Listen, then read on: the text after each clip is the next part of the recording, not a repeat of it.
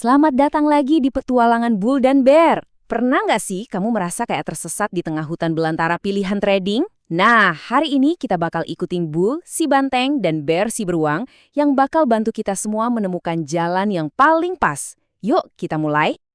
Nah, coba lihat deh muka bingungnya si Bear ini. Rasanya familiar banget kan? Berdiri di persimpangan jalan, bingung milih antara jadi day trader yang butuh adrenalin tinggi atau jadi swing trader yang lebih santai. Kebingungan kayak gini tuh wajar banget. Tapi untungnya, Bull datang bawa sudut pandang baru yang bahkan mengubah semuanya. Dan inilah ide utamanya. Bulls ngasih saran yang menurutku revolusioner. Gimana kalau kita berhenti ngelihat trading itu sebagai pekerjaan yang bikin stres dan mulai melihatnya sebagai sebuah hobi? Ya, sebuah aktivitas yang kita pilih karena kita emang suka dan cocok dengan ritme hidup kita. Coba deh, kita resapi nasihat dari Bu Patil ini. Pertanyaan pertama yang harus kita tanyain ke diri sendiri itu bukan gimana caranya biar cepat untung, tapi lebih ke berapa banyak sih waktu dan energi yang aku punya untuk ini. Ini benar-benar ngubah cara pandang loh. Fokusnya bukan soal uang dulu, tapi soal gaya hidup. Oke, berangkat dari pertanyaan soal waktu tadi, Bull langsung nunjukin dua jalan utama yang bisa kita tempuh. Ada jalan yang santai, ada juga jalan yang serba cepat. Ini dua filosofi trading yang beda banget. Ayo, kita bedah satu persatu. Jalan pertama, ini gaya yang lebih santai, lebih chill. Bull ngegambarinnya keren banget. Katanya, menjadi seorang swing trader itu kayak lagi merawat tanaman. Kamu nggak perlu kan melototin tanaman itu setiap detik, cukup dicek sesekali, disiram kalau perlu, terus biarin dia tumbuh dengan sendirinya. Terus, prakteknya gimana sih? Jadi gini, seorang swing trader itu nggak panik sama pergerakan harga harian yang naik turun. Mereka itu justru mengincar ayunan atau tren harga yang lebih besar dalam rentang waktu beberapa hari atau bahkan beberapa minggu. Ini pas banget buat kamu yang punya kesibukan lain tapi tetap mau ikut di pasar. Tapi gimana kalau kamu bukan tipe orang yang sabaran? Kalau kamu justru cari tantangan, cari adrenalin, dan punya banyak waktu luang? Nah, Bull ngenalin jalan yang kedua.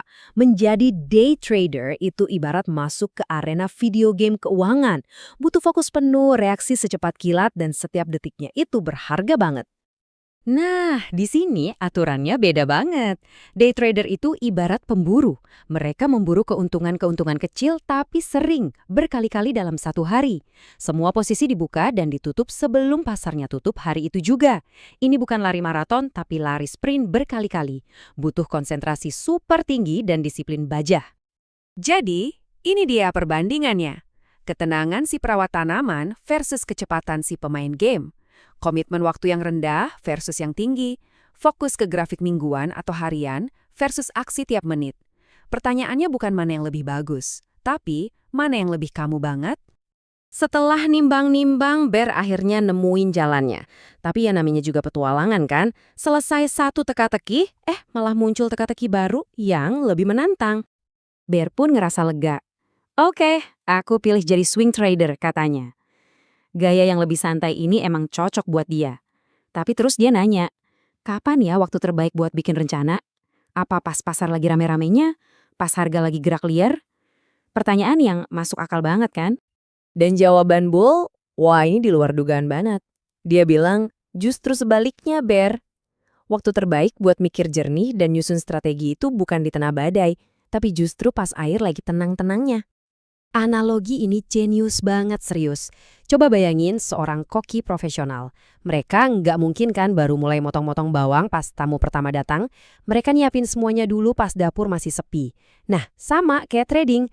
Rencana itu dibuat pas pikiran kita jernih. Jadi pas pasar buka dan mulai heboh, kita tinggal eksekusi dengan tenang, tanpa panik. Jadi kuncinya itu persiapan, persiapan, dan persiapan. Tapi sebuah rencana trading itu sebenarnya isinya apaan aja sih? Gimana cara kita mengubah niat baik jadi sebuah peta yang benar-benar bisa kita ikutin? Bull ngejelasinnya dengan simpel. Rencana trading itu, ya peta kamu. Panduan yang jelas buat perjalananmu di pasar. Peta ini ngasih tahu di mana kamu harus mulai, tujuan akhirnya kemana, dan yang paling penting, di mana letak pintu darurat kalau situasinya nggak sesuai rencana. Dan peta ini cuma punya 3 titik krusial. 1. Entry. Ini titik di mana kamu masuk. 2. Profit. Ini titik di mana kamu keluar sambil bawa untung. Dan yang ketiga, mungkin ini yang terpenting, emergency exit. Titik di mana kamu harus keluar untuk membatasi kerugian kalau ternyata analisamu salah. 3 titik ini adalah kompasmu. Nah, dengan semua ilmu baru ini, sesuatu yang luar biasa terjadi sama si Bear. Dia nggak cuma dapat jawaban, tapi dia juga dapat kejelasan. Sekarang, dia punya gaya trading dan juga peta di tangan. Dan inilah dia, momen ahanya. Kamu bisa lihat sendiri kan dari ekspresi wajah Bear, semua kepingan puzzle yang tadinya berantakan, sekarang nyambung jadi satu gambar utuh. Rasa bingung dan cemas yang dia rasain di awal, sekarang hilang, diganti sama pemahaman. Tuh kan, Bear akhirnya paham. Kuncinya ternyata sesederhana itu, cari gaya yang nyambung sama hidupmu, terus buat petanya pas pikiran lagi adem. Ini bukan soal nebak-nebak pasar, tapi soal mempersiapkan diri. Rasa cemas itu hilang begitu kejelasan datang. Dan lihatlah transformasinya. Dari beruang yang ragu-ragu di persimpangan jalan, jadi seorang petualang yang penuh percaya diri dengan peta di tangannya. Rasa takutnya udah berubah jadi semangat. Pertanyaannya bukan lagi, apa aku bisa, tapi kapan kita mulai? Jadi, pelajaran dari Bull dan Bear hari ini adalah kenali dirimu sendiri, buat rencanamu saat tenang, dan hadapi pasar dengan persiapan. Petualangan Bear baru aja dimulai nih. Kira-kira tantangan apa lagi ya yang bakal mereka hadapi selanjutnya? Kalau kamu penasaran sama kelanjutannya, jangan lupa buat subscribe, like, dan tinggalin komentar kamu di bawah ya. Muchas gracias dan sampai jumpa di petualangan berikutnya.